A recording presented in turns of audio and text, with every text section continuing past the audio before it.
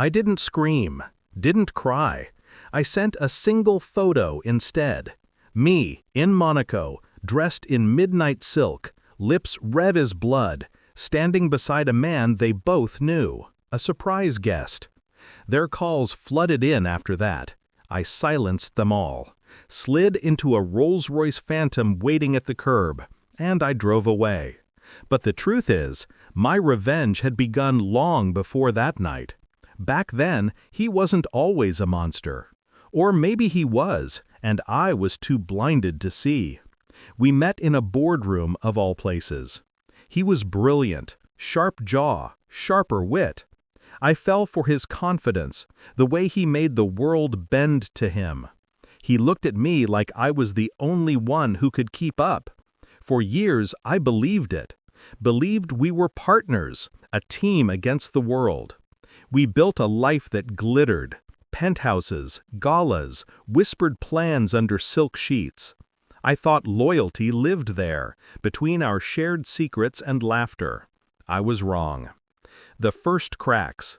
It started with silence, missed calls, the faint smell of perfume that wasn't mine.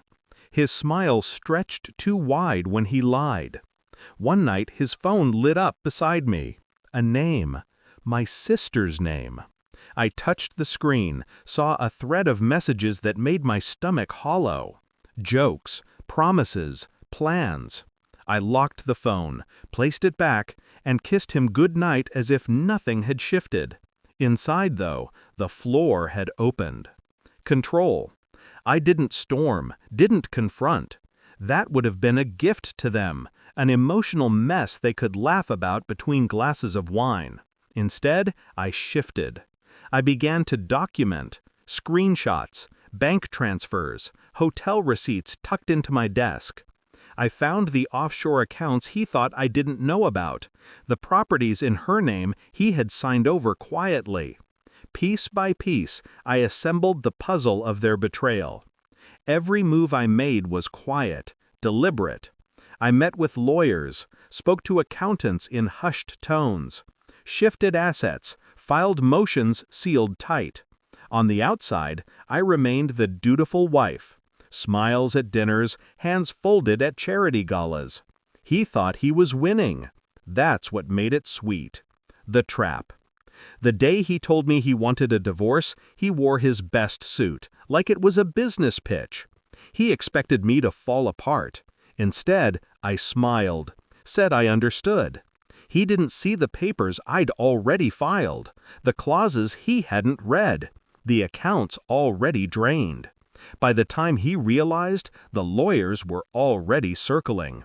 His empire, his pride, split open under the weight of his arrogance. Half his assets froze in litigation. The other half, mine, legally, neatly. And her? She had tethered herself to a sinking ship. My sister, once radiant in my trust, now stood ankle-deep in scandal. Her name leaked to the press, tied to deceit and fraud. Invitations dried up. Her spotlight dimmed. Monaco. And then came my birthday. They thought their cruelty was fresh, a dagger I hadn't felt before. But I was already finished with them. That phone call in Lake Como was just confirmation of what I'd already dismantled. So I dressed with intention. Black silk that whispered against my skin. Diamonds that caught the light like shattered glass. And on my arm, their greatest rival. A man my husband had spent years trying to outshine, to outbid, to outsmart. We stood together, smiling for the cameras. The photo I sent them wasn't random. It was a message, a checkmate.